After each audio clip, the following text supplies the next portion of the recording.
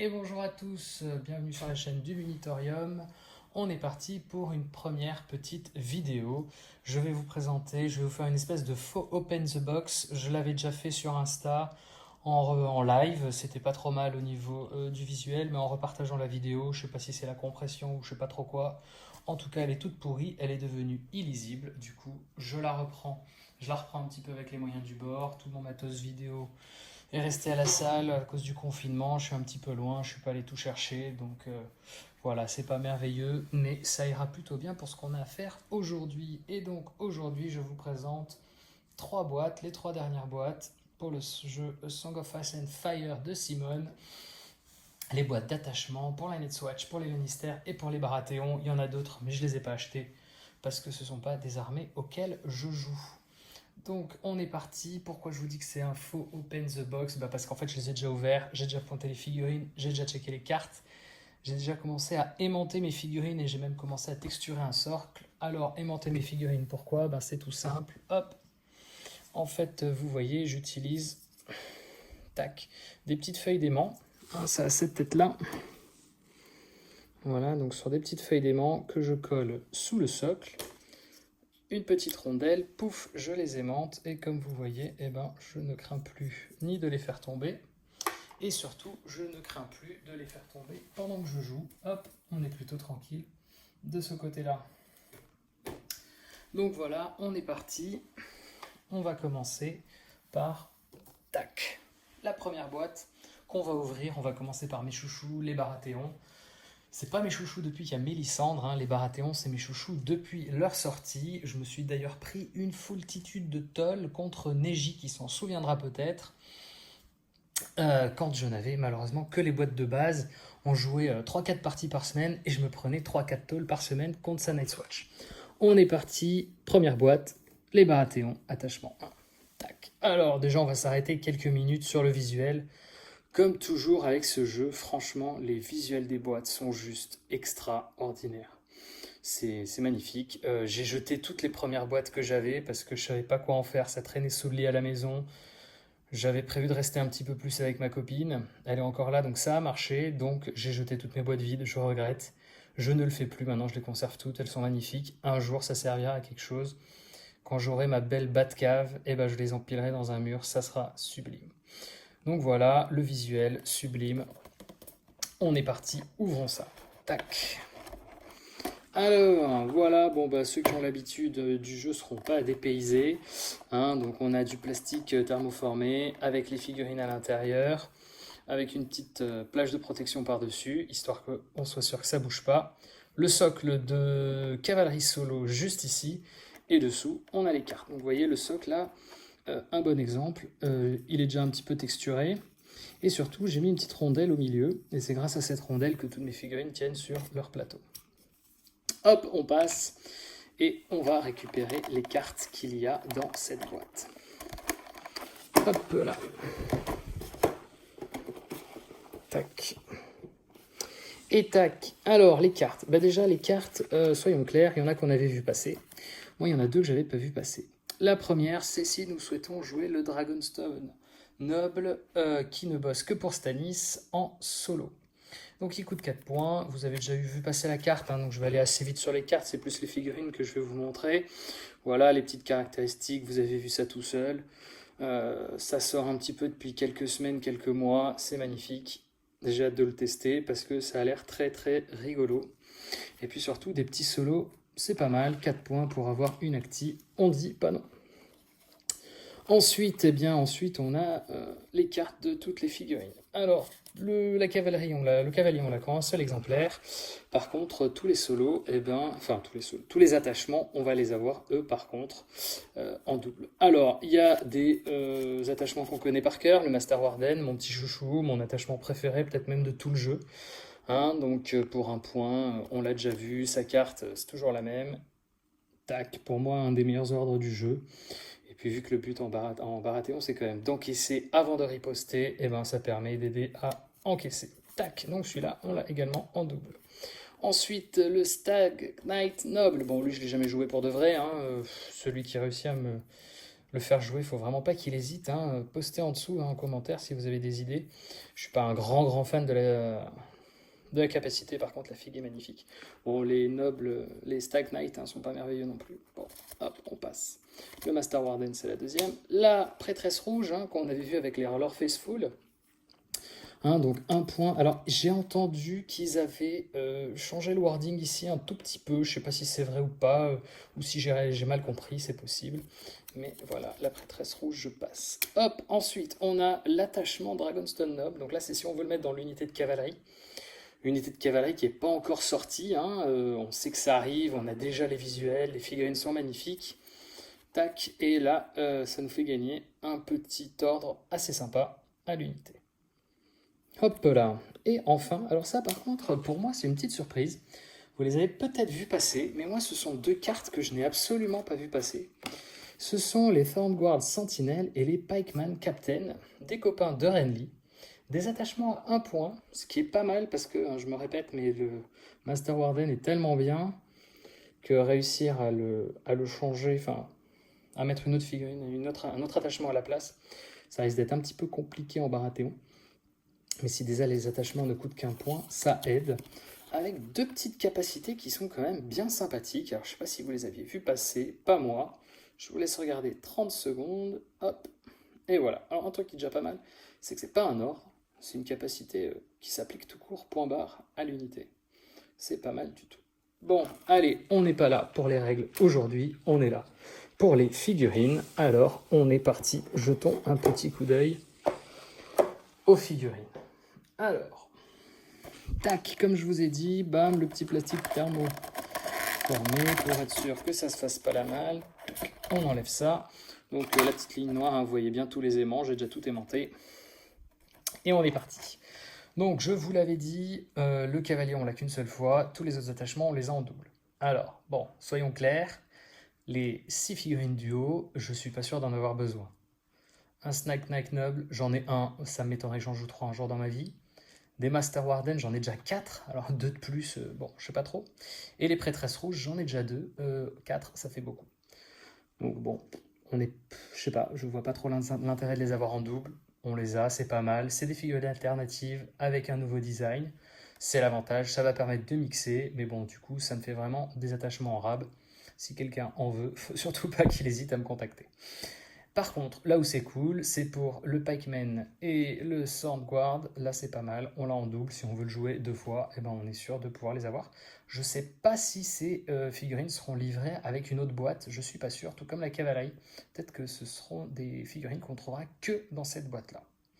Alors, on est parti. On va jeter un œil un petit peu à tout ça. Et surtout, on va comparer. Alors, quand je les ai et que je les ai sous la main, on va essayer de comparer ça à leur variante... à leur ancienne variante en fait. Donc on commence avec le Stag Knight Noble. Hop, voilà. Bon, ils nous ont vraiment fait du beau travail. Soyons clairs, je pense que vous êtes tous d'accord avec moi. J'ai acheté la boîte de base avec les Lannister contre les Stark. Depuis ces figurines, les dernières sorties, il y a carrément un gap complètement incroyable dans la qualité du design, de la sculpture et même de l'impression. Soyons clairs, là, j'ai quasiment pas eu de boulot débarbage, quoi. Vraiment très peu débarbage sur ces figurines. Elles sont vraiment géniales. Les drapés sont magnifiques. Drapés, je pense que c'est le terme qui va le plus ressortir de ma vidéo, parce que sur les 3 boîtes, ils ont vraiment des drapés merveilleux. Et alors là, les Baratheons, c'est moi qui les peins. Les autres figurines, c'est rarement moi qui peins. Par contre, les Baratheons, je me suis dit que ça allait être mon petit kiff. Je peux vous assurer que là, la contraste, elle va se faire grave plaisir. Et je fais un petit bisou à Fabien, parce qu'à chaque fois que je dis contraste, il éternue, il est allergique. Allez, on est parti. On va comparer ça à sa version qui était dans la boîte des Stag Knight, qui est cette version-là, le marteau sur l'épaule, en train de viser l'ennemi au loin. Hein, donc bon, c'était déjà une belle figurine, ils avaient déjà passé le gap à ce niveau-là. Donc voilà, je vous laisse quelques secondes, histoire de bien comparer tout ça. Bon, c'est très joli. Très joli. Allez, on est parti, on passe à la suite. Hop, on pose ça là, et on va attaquer avec le petit chouchou de la majorité des joueurs Baratheon. Hein, je pense pas que j'abuse en disant ça. Le Master Warden. Alors le petit Master Warden, marteau posé au sol, la cape dans le vent, en train de regarder l'horizon, en train de voir le champ de bataille une fois l'ennemi terrassé. Bon ben c'est très beau, hein, les petits cerfs sculptés dans le bouclier, dans le plastron, toujours ce beau petit design. Ils ont de très belles armures, je trouve. Et puis là encore, ben, une superbe cape qui flotte au vent, le marteau posé au sol, très très belle figurine. Et bien là, pareil, je vais vous montrer du coup le pendant, c'est-à-dire l'ancien modèle, histoire que vous puissiez les comparer tous deux. Donc là, il désignait la cible, hein. Donc là c'est au début de la bataille, et puis là c'est à la fin de la bataille. Voilà, il désignait la cible de son marteau. Donc voilà, bon bah pareil, hein, il y avait déjà de très beaux drapés. Donc là vous voyez en fait aéro pour bien prendre les couches de base. Hein, donc du noir, puis du gris, puis un petit zénithal de blanc, et ensuite c'est juste de la contraste. Je sais plus quel jaune c'est, mais c'est juste de la contraste, et regardez le magnifique drapé que ça fait. Voilà. Allez, passons à la suite, la prêtresse rouge, donc elle aussi on la connaît, elle aussi c'est un nouveau design. J'ai déjà parlé du drapé. Bon bah voilà.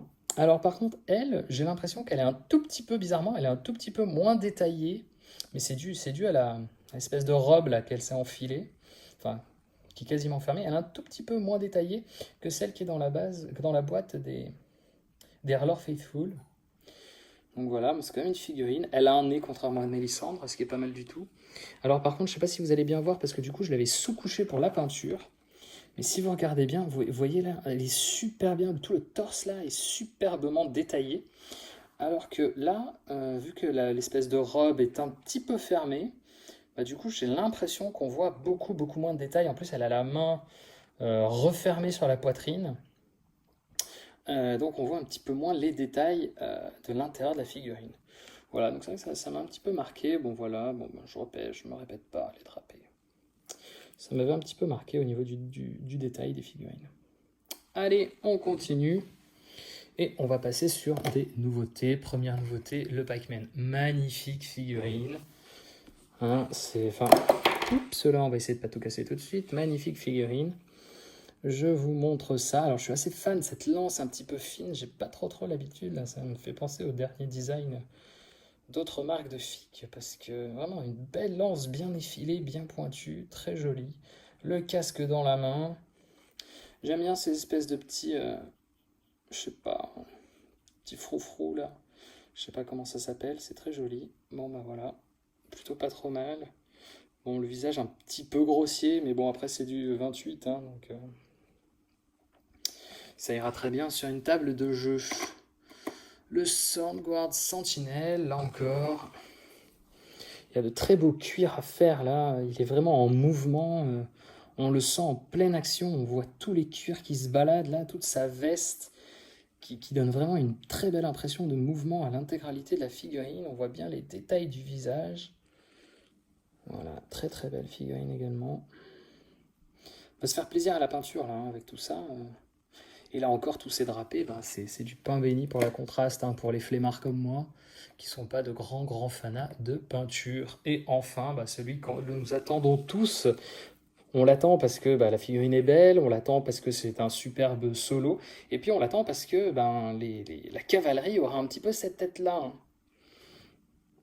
Donc voilà, j'ai parlé de drapés. Bon, superbe, hein. Très belle figurine avec son marteau. Je vais vous montrer juste une petite chose là. Hop, j'ai de la cavalerie qui est juste là. Tac. Et du coup, histoire que vous compariez les tailles, on est vraiment... on est pas mal du tout. Hein. Voilà, c'est... On reste bien dans la même gamme. Hein. Voilà, parce que c'est vrai que des fois...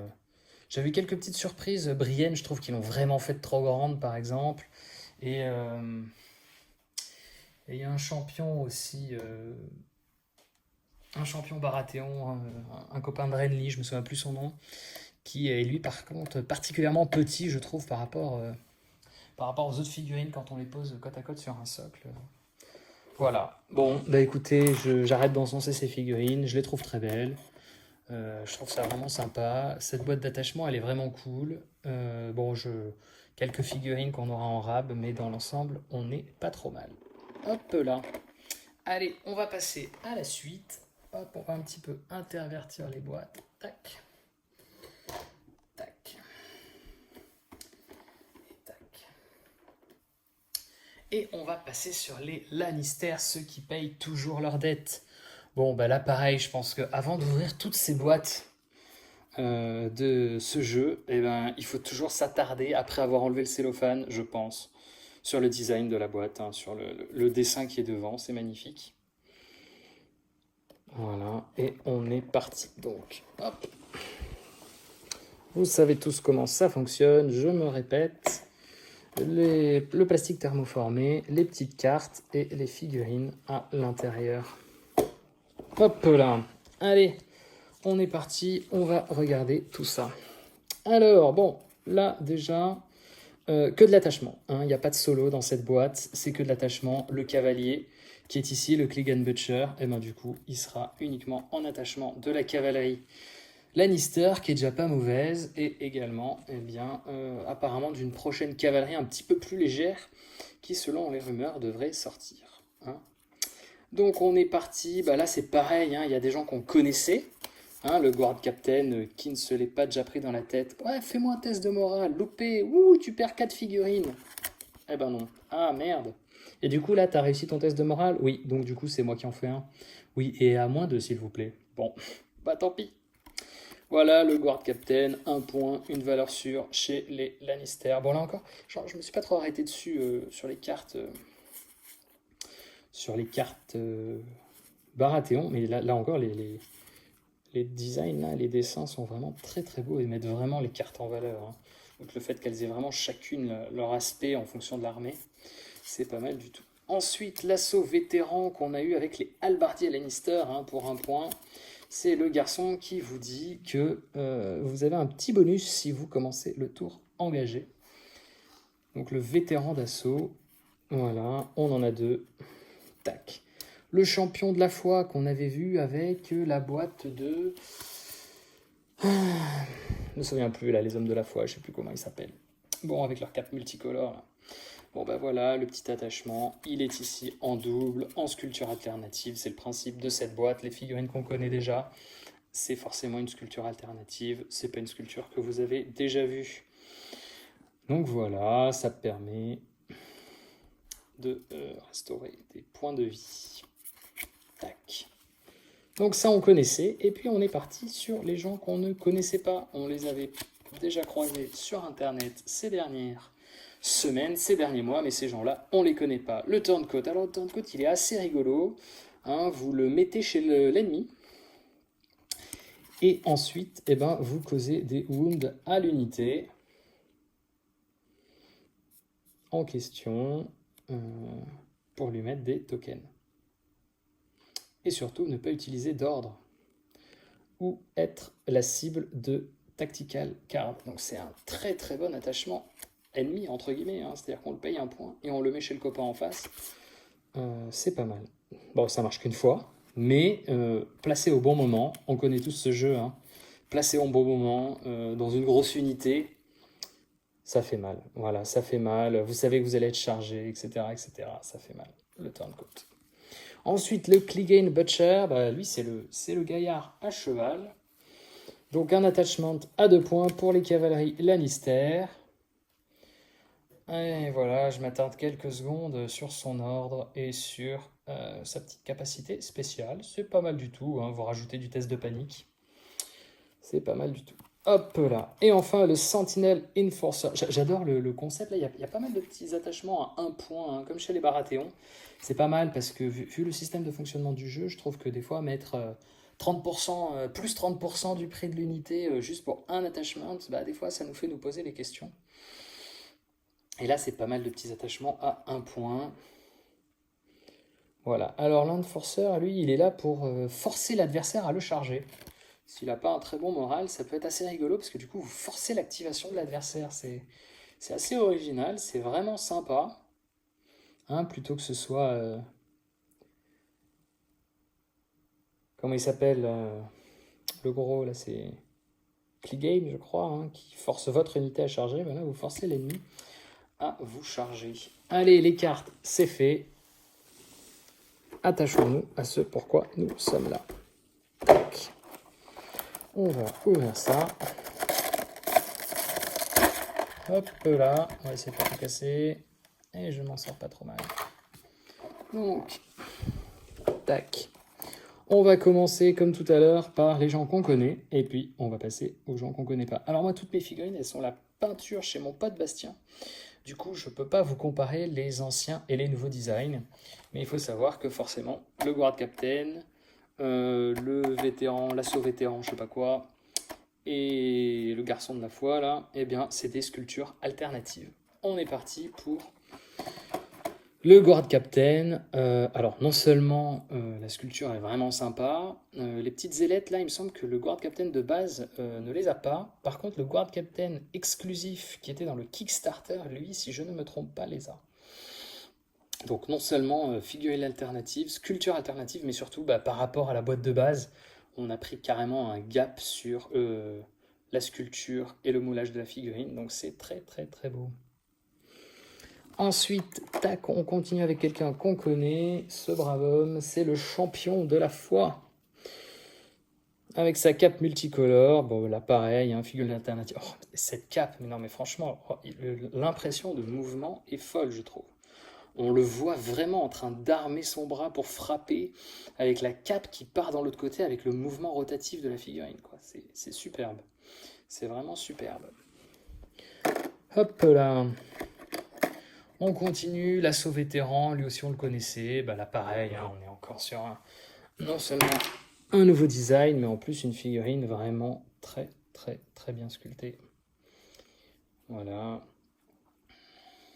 Les capes, avec tous ces capes et ces drapés, ils donnent de très beaux effets de mouvement aux figurines. Voilà, superbe. Superbe, superbe. Du coup, les nouveaux pimpins, on a le Sentinel Enforcer, celui qui force votre ennemi à le charger. L'armure est sublime. L'armure est vraiment sublime, cette espèce d'armure de plate est magnifique. Le bouclier est extraordinairement beau, j'adore le design du bouclier. Il a une espèce de bâtarde à une main et demie. Et encore une fois, la cape qui donne tout l'effet de mouvement à la figurine, qui est en train d'exhorter ses petits copains. Donc très très très sympa. Hop là. Lui, il me fait un petit peu penser à Jamie, d'ailleurs, il fonctionnait pareil. Jamie, celui qui a la main coupée et qu'on met dans l'unité adverse. Il me fait un petit peu penser à lui, même dans le design de la figurine.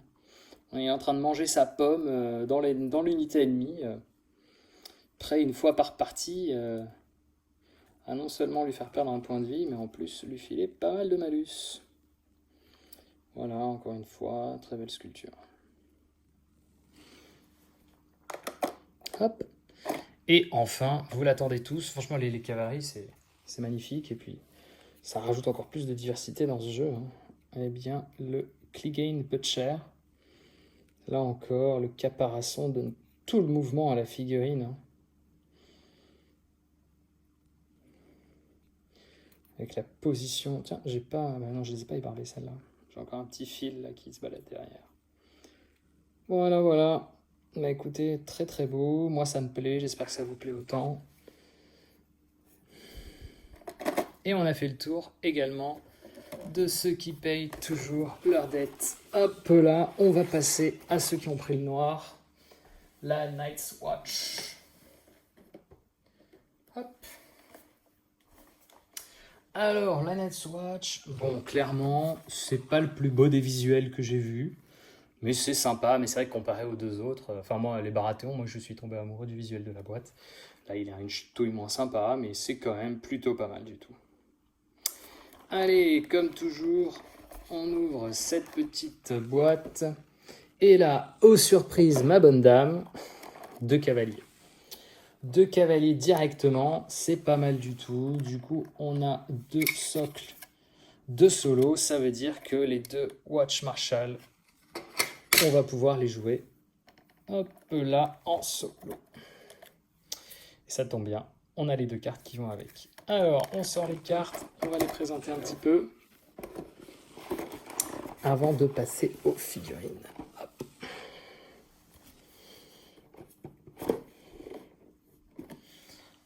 là. Allez, c'est parti, le Watch Marshall. On peut en avoir que 2 dans une armée. Je crois que pour les autres cavaleries, c'est la même chose, hein, si je ne me trompe pas. Le Klinger Butcher, non, par contre, en attachement, il n'y a rien indiqué. Par contre, le Dragonstone Noble aussi, hein, c'est seulement 2 quand ils sont en solo. Mais aussi quand ils sont en attachement.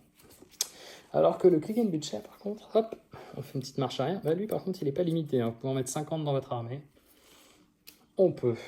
Allez, le Watch Marshall, hop. On est parti. 3 points, seulement 2 figurines. Des petites caracs sympas, hein, il bouge de 6. Il a que 2 petits coups d'épée à 3+. Une sauvegarde à 4, il a que 2 points de vie. Bon, il va mourir facilement le garçon, hein, soyons clairs. Mais par contre, il vous fait avancer tout ce beau monde de belle façon.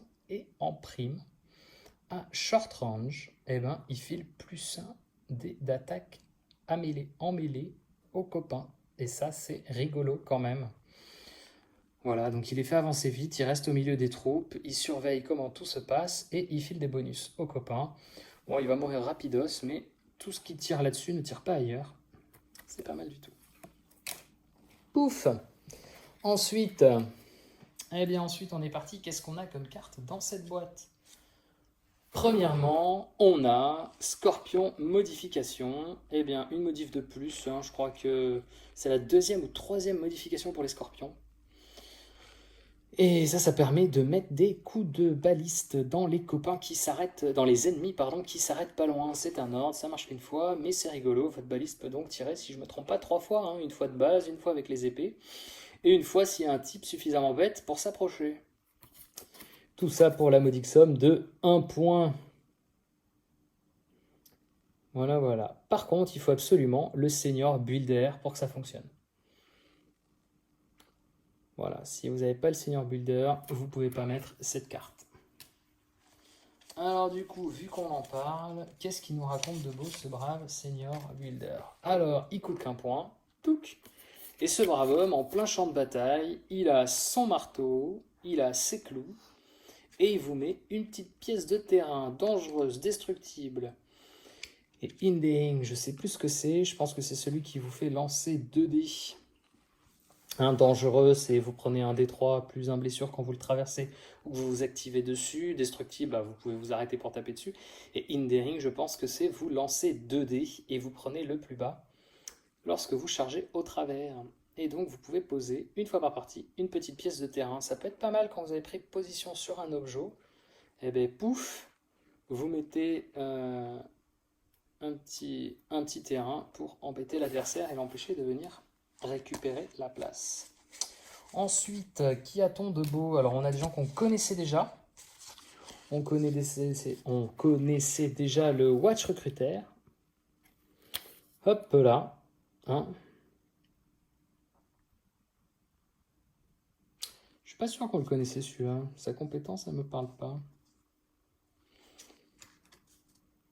Bon, hop. 1 point. Et on connaissait surtout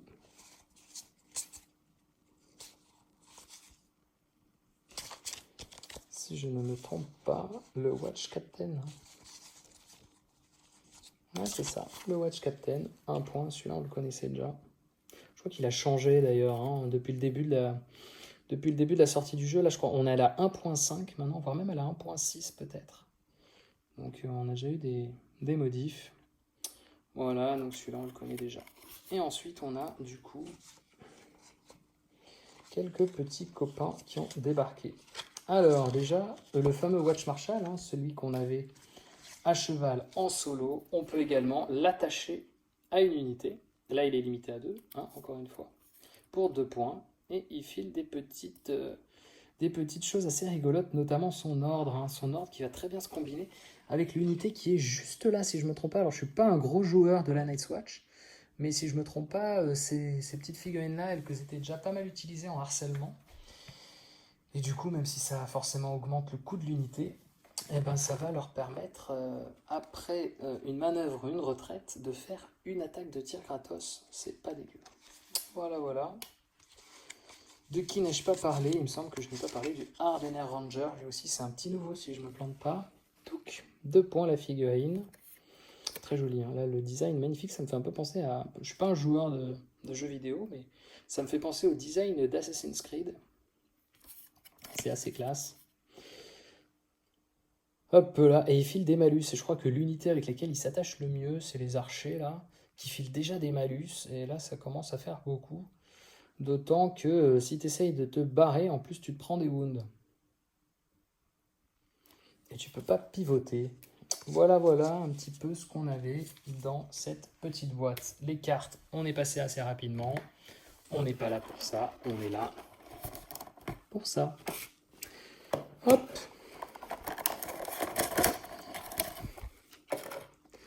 On est parti. Alors, qu'est-ce que j'ai comme... ouais. Hop là. Alors, lui, c'est celui qui était dans la boîte des recrues. Tac. Lui, c'est celui qui était dans la boîte des recrues. Voilà, qui est super, super bien sculpté encore une fois, hein. On voit très très bien, les détails de la figurine. Et du coup, je vous mets juste à côté la première version de cette figurine. Hein, il a encore le petit fouet, la petite dague, c'est bien lui.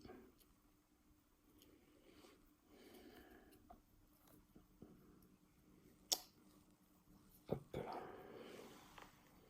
Voilà, voilà. À titre de comparaison. Ensuite, lui, je sais plus lequel c'est. Ça fait trop longtemps que j'ai joué, il faut que le confinement s'arrête, les amis. Qu'on puisse retourner, lancer des dés et pousser des pitous. Ça va être le Watch Recruiter, je pense. Et du coup, ça, c'est le Watch Captain qui, si je ne me trompe pas... Alors là, le Watch Captain, alors, il a une classe, lui aussi. Bah, pareil, franchement, là, niveau design, ils se sont encore fait super plaisir. Et ils nous ont fait super plaisir, regardez-moi. L'effet de cette figurine, l'épée plantée dans le sol, montrant la cible d'une main, avec encore une fois une magnifique cape. On sent le vent du nord.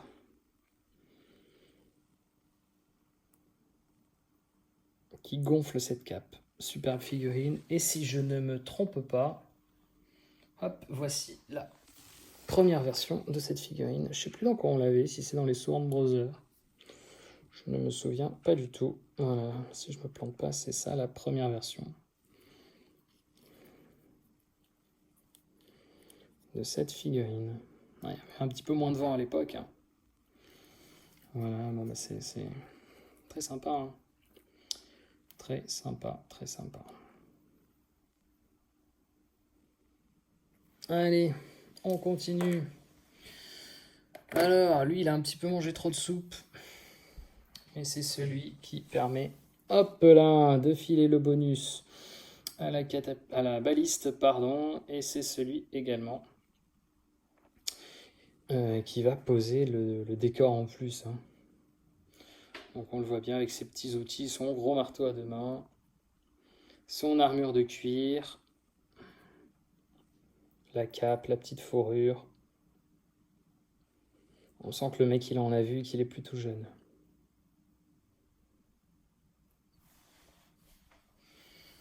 Hop là, ensuite, autre nouveauté, alors là, c'est figurine spéciale dédicace à Assassin's Creed, je vous disais tout à l'heure. Ben, le design de la figue, enfin la figue est aussi belle que le design de sa carte. On le sent en mouvement. Il a son arc dans le dos. Et on sent que, hop, on sent vraiment qu'il est en mouvement là.